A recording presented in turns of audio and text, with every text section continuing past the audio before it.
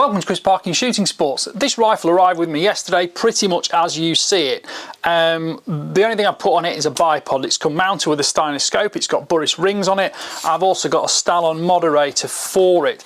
This is a Sako S20 and it's the Greeen tech. Now it's not even on the Sako website, so I've had to just kind of read up as much as I can and estimate as much as I can while I wait on full information of this. But essentially, this is pretty much the rough tech in terms of the feel and finish and the materials used and the Cerakoting and the stock design and like that, but it's got the green tinge to it, so it looks a little bit more forestry like. You've probably seen on my channel I did a review of the S20 3 years ago, but I got a very early prototype that was not quite fully finished, to be fair. So although there is some interesting information on that video, please don't take it all as a fact, because I suspect there are a few problems with that rifle, and this one is now a fully sorted one, because all the reports I've heard since of the fact that the S20s have been a very, very popular rifle. So because I don't have any information, it didn't come in the box, it came in a carry case, I have to kind of just learn as I go along. So let's talk about it to start with. Right, it's a cold hammer forged barrel, same as all Sakos are. This is in 243. This rifle's available in 243, 270, 308, 3006, 7mm Rem mag, 300 Win mag, 6.5 Creedmoor, 6.5 PRC. So most of the current common popular calibers. The barrel on this one is a 20 inch, which is 510mm. Overall length, which as you can see I'm having to do, live to you, is 41 inches, 1040mm. Length of pull is 14 inches, 355, 57mm. So it's got all the ingredients there going that we need straight away. Now this stock is the standard Sporter stock. We've got what looks like an adjustable cheek piece on here, which is there. We've also got length of pull spacers, and that cheek piece is a nice slender design, so it does fit under your cheekbone without pushing your jaw to one side. The full review on this rifle is actually going to be on Gunmark TV, so I'll put a link on it when it goes live and link it to this video, and you'll be able to see it all on there. The barrel is fluted, it's Cerakoted like a dark tungsten colour. It's an attractive colour and it contrasts nicely with the green stock and some of the black elements of the stock around the action. Now if I just drop that cheek piece, which is on a little button on the side here, and take the bolt out, the bolt release button's on the left side of the action, a la usual Sako. We've got a 3-lug bolt push feed, so it's a 60-degree lift. It's not too long a bolt handle, which is ideal for a sporting rifle, which means you're going to get nice operation. And to be fair, I'm actually struggling to make that deliberately jam, so in terms of operation, that feels pretty smooth straight out the bat. And the bolt handle here is the contrast between the black finish on the bolt shroud, the silver bolt shaft, the black bolt handle, and then of course you've got this tungsten finish, so it's quite a nice grouping of colours. Looking at the gun itself on the stock, which appears to be fully free floating, it does appear that's, if I do give it the sort of the grip and squeeze test, that does appear a very stiff forend, so we shouldn't have much problem with that giving intermittent barrel contact, although it does only appear to visually free float to about there, but that's not totally uncommon of Sako or Tikka rifles. And don't forget, Sako and Tikka do both offer that MOA promise on their rifles, which in fairness I've never failed to meet myself, and I have actually been to the factory in Finland. I've seen it all done. What else can we tell you about it? Right, well the action it's actually come to me assembled in with a scope on and everything, so I'm actually going to take the scope off because I want to weigh this rifle, because as I said I couldn't find exact details on the website, and being a 243, technically with a bit more metal left in the barrel than a 300, because that's got a lot less metal in the barrel because you've cut a big hole in it. Let's just pop this off, we're going to weigh it, take the bipod off too, and you'll be able to see a little bit more about the detail of the rifle as well. It's quite nice when things come totally set up for me with the scope on, because it does minimise my workload.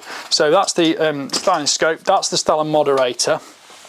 Just move those to one side, put the scales out, switch those on, and take this Harris bipod off, so I can tell you the overall weight.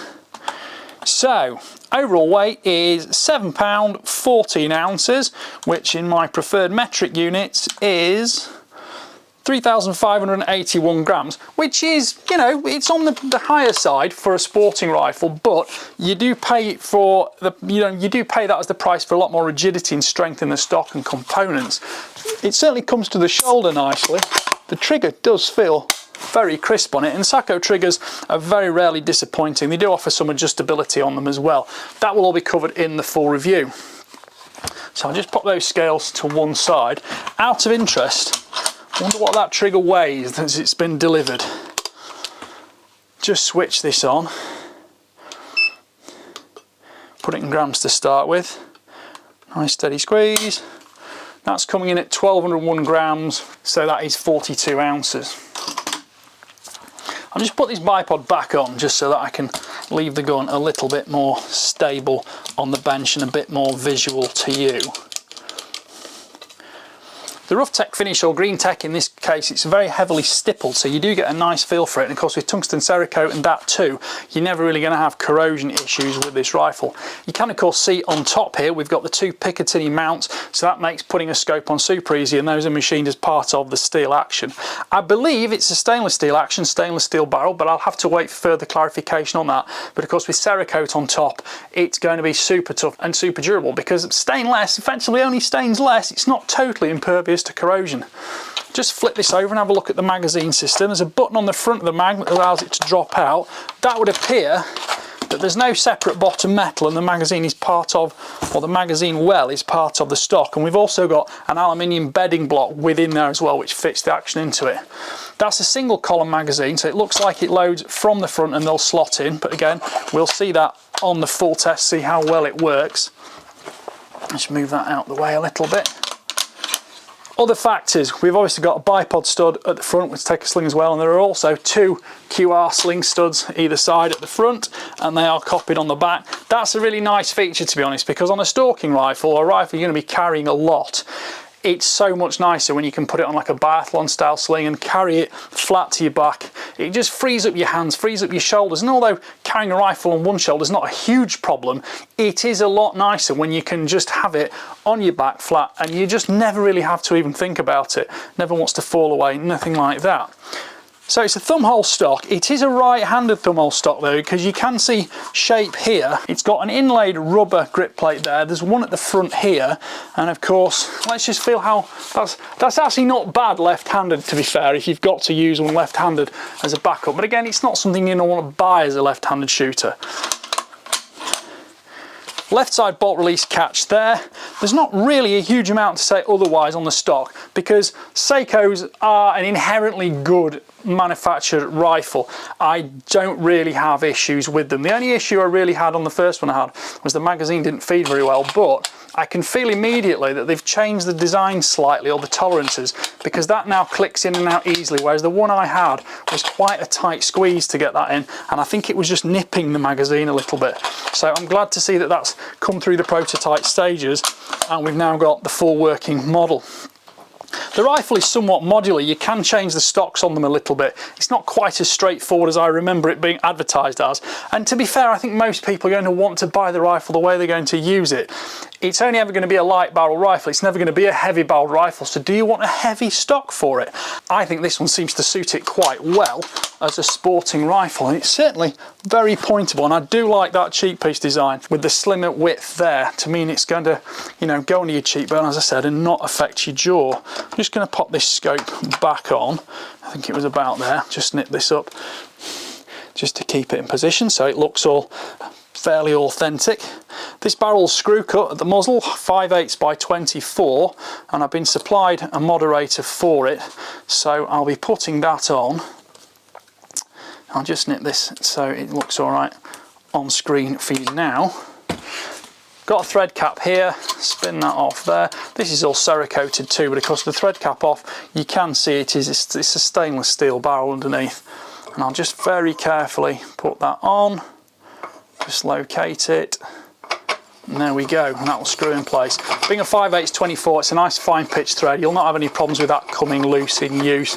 And on a 243, this is a very versatile rifle for use in the UK. I've got multiple ammunition types for it for the review from Hornady and from Sako.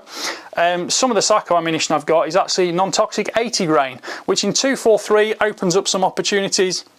And it'll be interesting to see how well that one shoots. I've also got some lighter varmint bullets and some heavier regular lead core stalking bullets. So we'll see how that goes in the full review. I'll do a full ballistics workup on it, tell you the muzzle velocities, energies, things like that. And of course, you're going to want to see the groups it shoots on paper. Anyway, for now, thank you for watching that little introduction. Some of my first impressions of the rifle. Certainly nothing about it seems to be shocking me or looking unpleasant to use straight away. We've got, you know, there's a nice little sort of sloped underside on the stock there, so you're going to get good hand support with it. And importantly, there's plenty of space back here because there's quite a few rifles they make, and of course when it recoils there's no space for your hand, so the bottom of the pistol grip, which is often isn't a great shape for it, does whack the back of your hand. So that looks like it's going to do everything I need it to do. And of course it's designed as a stalking rifle, and it's designed to be dynamic, portable, shoot it from stick, shoot it from a bipod, shoot it rested from a bag on the front of your high seat, etc. Right, well thank you for watching. Please like, subscribe, comment, click the notification bell and keep track of my regular uploads. And as I said, when I do the full review on this for Gunmark TV, I'll put a link on this video, probably about now, and you'll be able to see the full review which comes in, and you'll see those all important groups on paper that everybody likes to see and shout about. Right, thank you for watching, bye for now.